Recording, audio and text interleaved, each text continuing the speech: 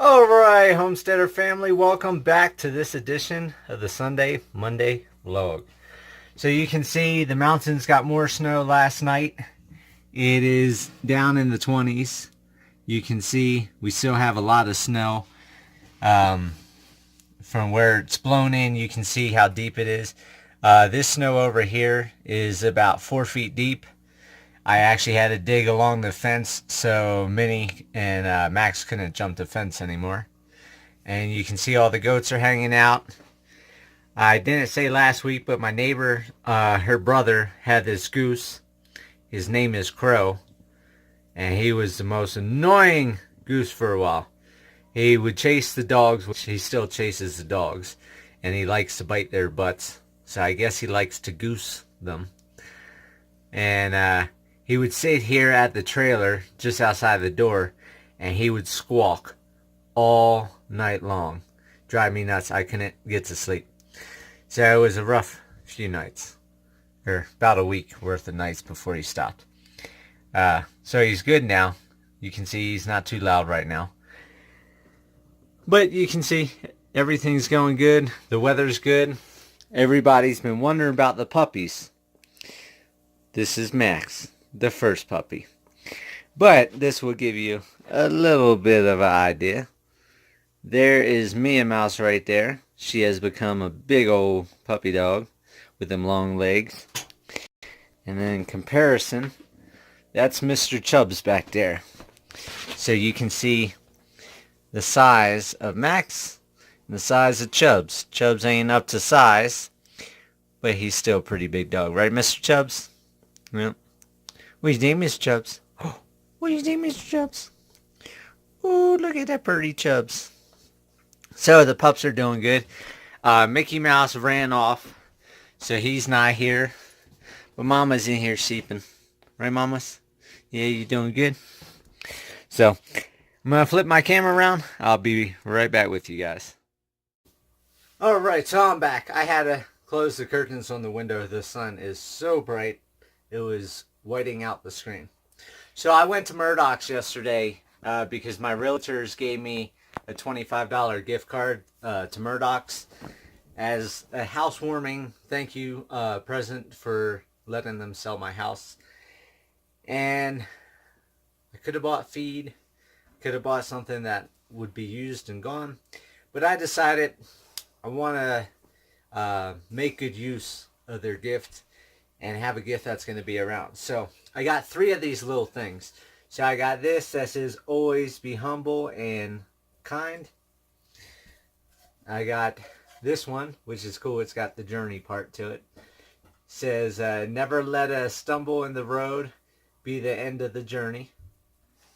And then of course the puppy dogs. So no home is complete without the pitter patter of doggy feet. So those were my little gifts from my realtors that I decided to spend the money on. Spent like $1.06 more between the 3 of them. So that wasn't too bad. Another thing, I went to town. While I was in town, I went to Harbor Freight. And I picked up one of these driveway motion detector alarms. So that way I'm going to put some poles in on my driveway at the end where my sign's going to be. So that way if somebody comes onto the driveway, comes up to the ranch, I can hear it here inside the camper. Eventually I'll hear it inside the house. And then I'm going to set up some type of bell system in the parking lot. When somebody comes up to a gate, if I'm not here in the camper, or when I have the house bill, if I'm not in the house, I'll put like a cowbell or something out there that they can ring, that I should be able to hear it anywhere here on the ranch. Because my neighbor came up the other day and I was down at the pond, so never even knew he came until the next day when he told me. And if I had a bell or something, you know, he could have rang it. I could have came up knowing somebody was here. So that's that. The weather, we got more snow the other night. We got two more storms. We got like 4 inches. And then the next morning we got another like 2 inches. Of course, it all pretty much melted out. But like you saw, we still have a lot of snow out there. The creek has been running fast for about a week. So a lot of water flowing. The pond, I've been chipping with the pickaxe instead of letting it melt. So that way it's like ice cubes in a glass. They melt quicker because they're moving around with the agitator. And I'll go down, I'll do a little clip of the pond and show you, how nice that is. But with the funk that I've been in, I got another magazine in the mail, and then I got an email from a catalog company for plants. I was looking at birds, but I'm like, I don't know if I want to do birds because I got to get the fence up and everything like that. So my cryptocurrency, I was up, I think, $23,000 in just a couple days. So, of course, I didn't cash it all out, so I'm not profitable 23,000 right now. Right now, I think I'm at like, I think 9,000 or something this morning because the prices are dropping last night into today. So, I lost some of that, but I went ahead and I used some of my money and I bought from the catalog. Well, that I was so ecstatic, so excited, so thrilled. I mean, it brought me out of that funk, and I was so motivated, and just I was happier than pig in mud. And so I spent some money. So altogether, I spent $508.92. And I've got a lot of planning coming up. So I told everybody I wanted nut trees, I wanted fruit trees, I wanted like 250 of them.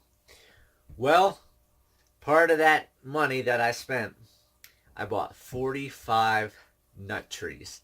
So I got 9 pecan trees, I got 8 almond trees, I got 9 chestnut trees, 13 hazelnut trees, and 6 black walnut trees. And that's just the tree part. Then I bought 8 things of bamboo. I bought 500 kernels of painted mountain corn. It was like 50 kernels in a packet for $5 or $6. I bought 10 packets. And that's, I got the mixture. So I got red, I got purple, I got the starburst, I got all the different Native American corns. Now, you're probably wondering, why would you buy so much of that corn?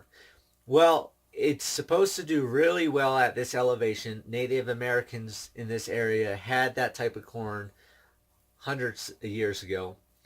3, it's drought tolerant. And 4, if I can produce a lot of it, not only will I be able to keep the kernels from the corn that I produce, but if I don't do good the first round, I wanted to make sure I have more corn for another round. And if I can get a big patch established in the fall, I can harvest the corn stalks and bundle them. That will be feed for the pigs and goats. Everything will eat the corn stalks in the winter.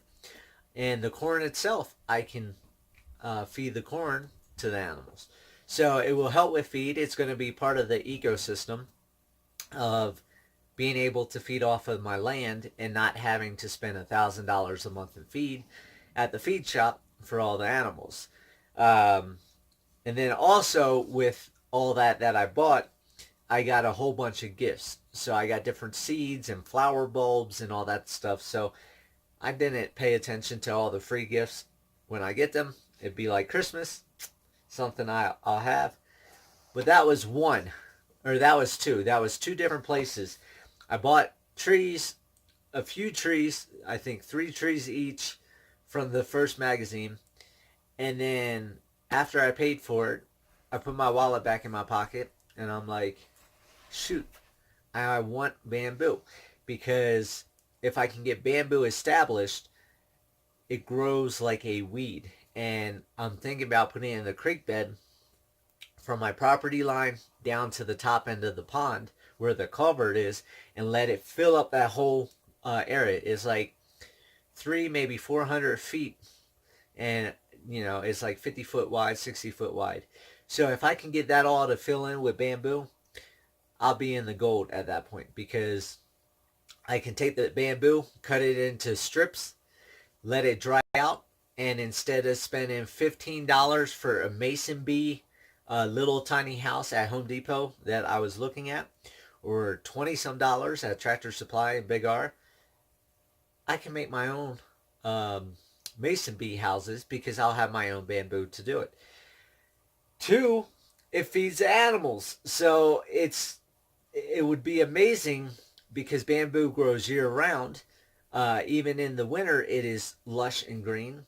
I'm able to feed my animals. So that's another step towards self-sufficiency.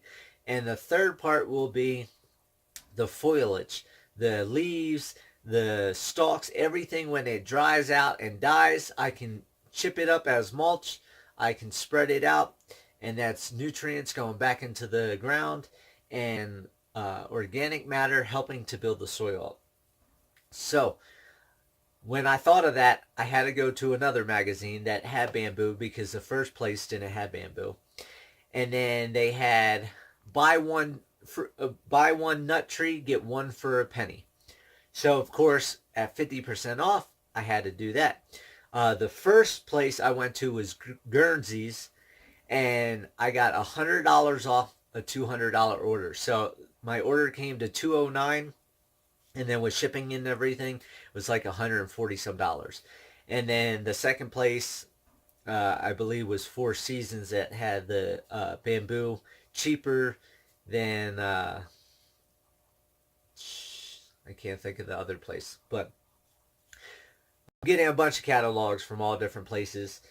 I'm not getting animals right now, because I want to focus on getting a food source established. I need to get fencing done. I need to get shelters done.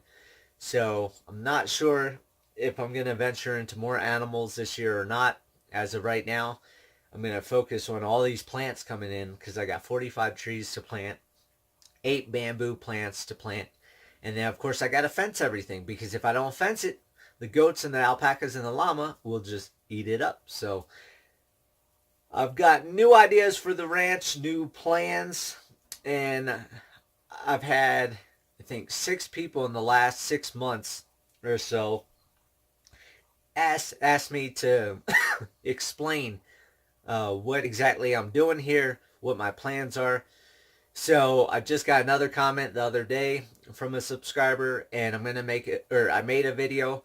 I have to talk, do a voiceover, because it was real windy out, so I have to do my voiceover, edit the video, combine the video, and then upload it to YouTube, let it load, and then it'd be all set. So I made that video. I'll do the editing either today, maybe tomorrow, and it's going to be the plans for today's homesteader ranch. I think that's what the title is going to be. But of course, like I said, my plans keep changing. So it's a basic rough overhaul of what I'm looking at doing. Plans do change. They will continue to change as I figure things out. And for those of you that know how I love to do my fence stands, my permanent fence that I put in, it looks like I'm going to be pulling about 100 feet of it, because I've decided, you're seeing the video, I want to enlarge the parking lot. Parking lot's not as big as what I need it to be. So I'm going to be moving fence again. And when I get done this video, I actually have to get out there, hook up the T-post driver, and I'm going to start driving some T-post in, and I'll make a video showing you guys how well the T-post driver works, even in frozen hard compact conditions. It just puts it in like butter. But I'm going to start working on fence, because Mickey took off earlier, like I said, and I've got a lot of fencing to get done this year. So I've got to get on the ball, even on these cold days. I just got to bundle up and be productive, get some stuff done, and go from there. So that was those 2 places that I bought from. And then last night, or yesterday, while I was out getting the gifts at Murdoch's, they had 50-pound sacks of seed. And that got me thinking, well, maybe I should check online for seed. So when I got back home, I went online and looked for bulk seed and looked at all different places. And I found a place that was the cheapest I could find. And freight alone, $400. So even with freight, it's still cheaper because they were selling 50-pound bags for $189 with taxes and stuff. It was over $200 a bag, and that's for 50 pounds. I got 500 pounds of seed for $1,200. Of course, $400 was shipping, but you figure 1,200 divided by 5 is 6. No, I'm bad on math right now. But anyhow, I did the math before I bought it. It was cheaper than buying in the store by like $40 or $50 a sack, something like that. And so it's a green manure mix is what I bought. That's what I bought last year that I put out.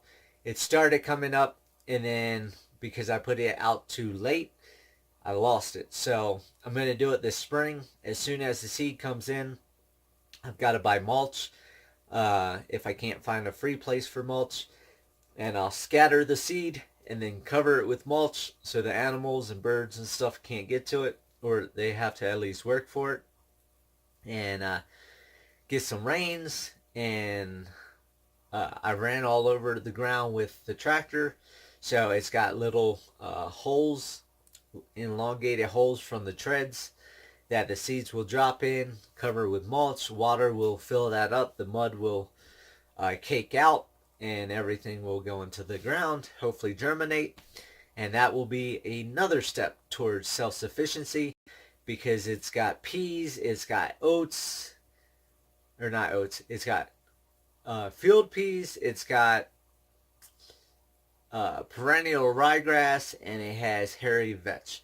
So that's made for animals and for gardening, farmland, stuff like that. So grows up to like 2.5, 3 feet tall. Highly doubt I'll get that out here because we don't have the moisture. But even if it only grows a couple inches, that's a couple more inches I didn't have. The more coverage I have, plus the mulch, will keep so much more moisture on my land instead of letting it evaporate. And like I said, hopefully from my alien intuition and my thoughts is in 10, maybe 15 years, I will get this into a jungle type stance where I'll have enough biomass, moisture holding content, and nutrients here on this land that I'll be able to grow several feet of stuff and have fruit trees and nut trees. And I want to totally change the landscape of this land, and I think I'm going to be able to do it. So we'll see. But I got a lot of stuff coming in, a lot of stuff that I'll be planning this week. Supposedly, fingers crossed, all fingers crossed, toes crossed, legs crossed, arms crossed.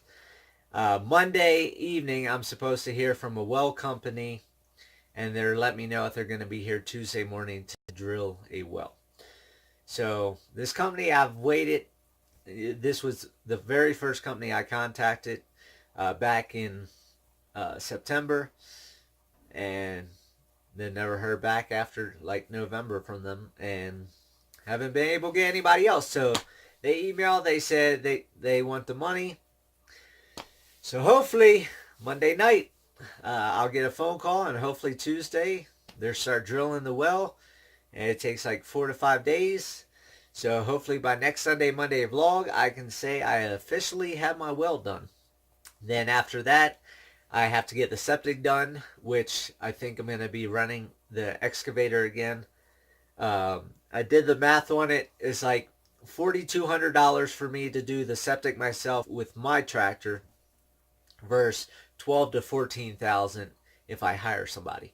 Well, if I rent the piece of equipment, that's another $3,800. Just say $4,000 with diesel fuel. So that would put me at $8,000. So $8,000 to $12,000, $8,000 to $14,000. I'm still saving money and I'm not putting the wear and tear on my tractor. And by having the excavator, I can finish excavating the house site. Um, I can dig where I want to do the overdraw bridge at the head of the pond, so I can get rid of that stupid culvert that plugs up, um, and dig out the farm area some more and fix several different things that I want done that it would take me a long time and a lot of working hours on my tractor. So the excavator's bucket is like 10 times the size of my little tractor bucket. So I think that's what I'm going to do. So that will be coming up this spring. Um, as soon as the roads are dried out, I'm going to be buying some shipping containers. So, like I said, this is why I invest in crypto, because I'm making profits. And with those profits, I'm able to get stuff done, just like in 2017 when I kept buying all that fencing. I was spending like $1,000 a week in fence, and lot of progress is going to happen. So I'm still a little bit in a funk. I found I can go to hot springs in Salida, take a shower. It costs $5. It's like 35 miles out, 35 miles back, so it's a lot for a shower. But with all the snow, I can't get to John's house. John, my neighbor, we were working a barter and trade, so I can shower at his place. But I don't have a snowmobile or an ATV, so I can't get to his house. So my only option is, I am doing the baby wipe downs every other night.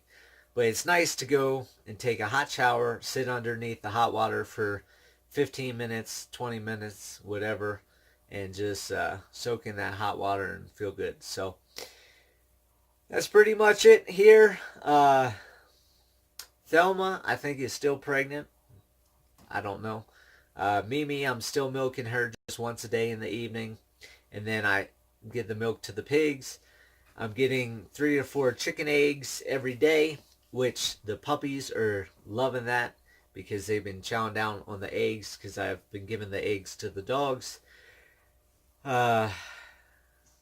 Chickens. Since we're talking about chickens, one thing before I go. So I just got another subscriber comment. They're thinking about getting chickens, and I sent a detailed response back. But I'm sure there's a lot of you that if you're looking at getting chickens, probably don't know about chickens or what you should know about chickens. And I would highly recommend not buying baby chicks, because for those of you that don't know, chickens don't start laying eggs until around 10 months old. So if you buy a baby chick for $5 and you feed them for 10 months, and when they're small, you gotta have the heat lamp, so that's electric bill, that's more bulbs and prices and all that type of jazz. And they're fragile at that age, so there's always chances you're going to lose some babies. So it could be an investment that goes to the toilet real quick. And then the bedding that you got to keep swapping out. So what I told him was, when I was buying my chickens, I put ads on Craigslist saying I take in free animals, and it's on my website what animals I'm taking in currently, how many I need in order for me to go pick up and stuff like that. So I've gotten a lot of my animals for free to start with. But when I had my chicken business over at Hummingbird Ranch at my 2.5 acres that I sold, I had, I think, 214 chickens, and I bought a lot of those chickens. And what I did was I went on Craigslist and I looked for the people that are selling young adult chickens that are just feathered out. So they're only like 3 to 4 months old, but I know that they are young. They're not old chickens. If you buy a full-grown chicken for $30 on Craigslist, the chicken could be 4 years old, could be 5 years old, and may not even be laying eggs anymore. And you just spent all that money on a chicken that you're not going to get eggs from. So what I highly recommend is for like $8 to $12, I was buying them on Craigslist at 3 to 4 months old. They're feathered out. You don't have to worry about heat lamps, Changing out bedding, you can just put them right in your chicken house or here on the ranch. Just put them out there, and in like another 6 months or whatever, they're gonna start laying eggs. But that $5 to that $8, that $3 difference or a little bit more, it makes it worth it. Where you don't have to take care of a baby chick, medicated feed, changing out the bedding, heat lamps, and all that mess, and feed them for that 3 or 4 months.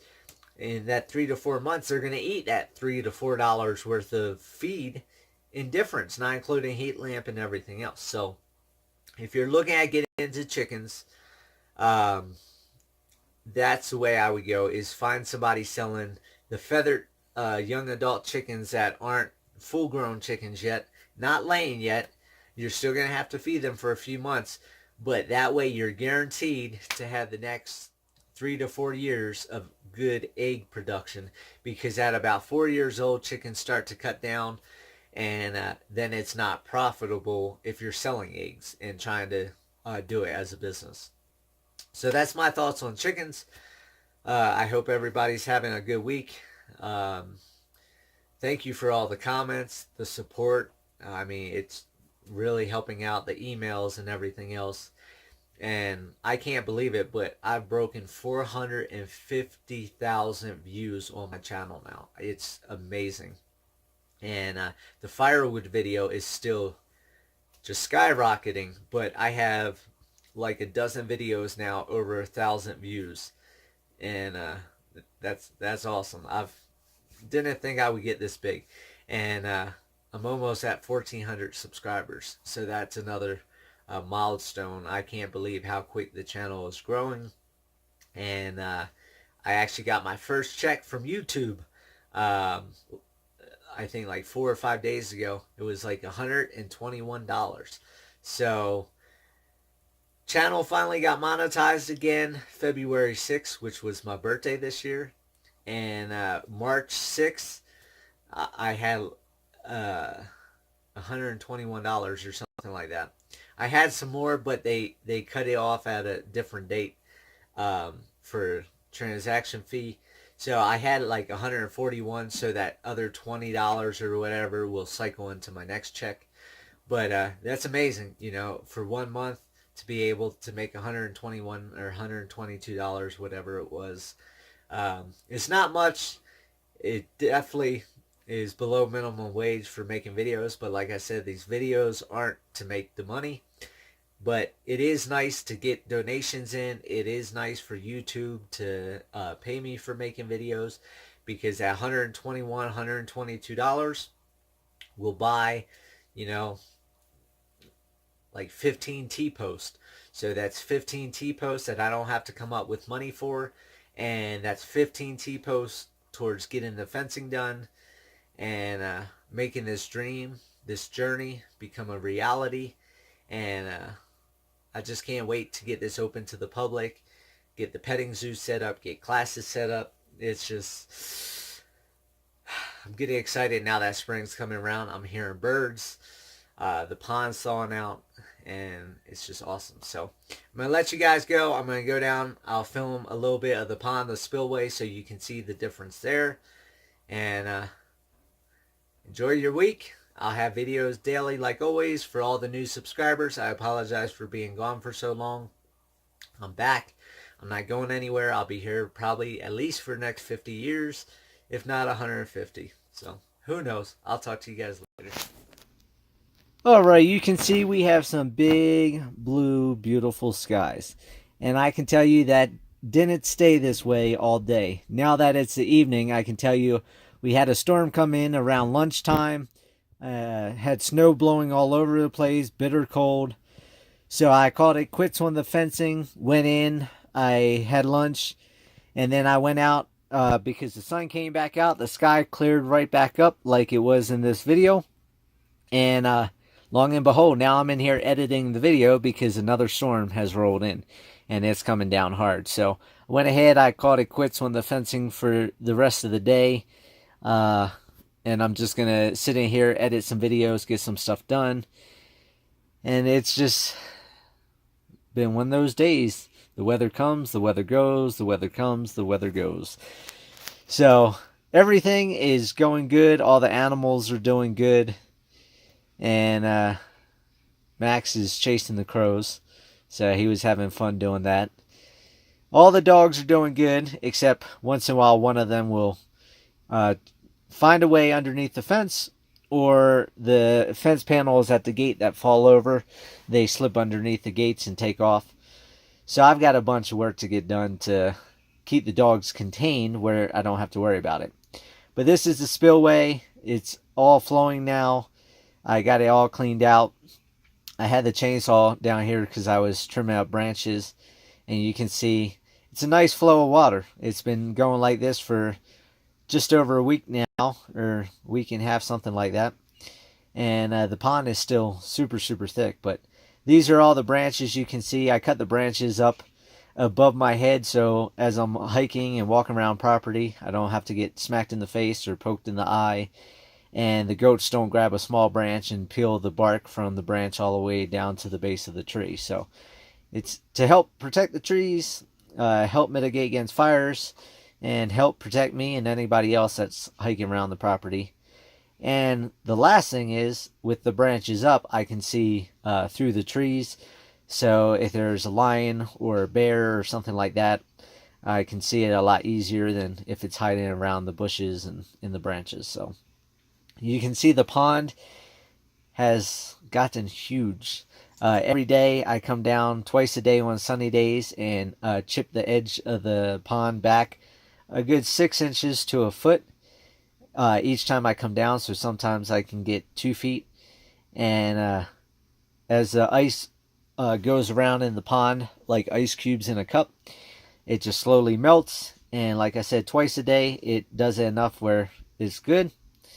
And that's it for the Sunday Monday vlog. So hope everybody has a great week. I'll catch you guys on the flip side.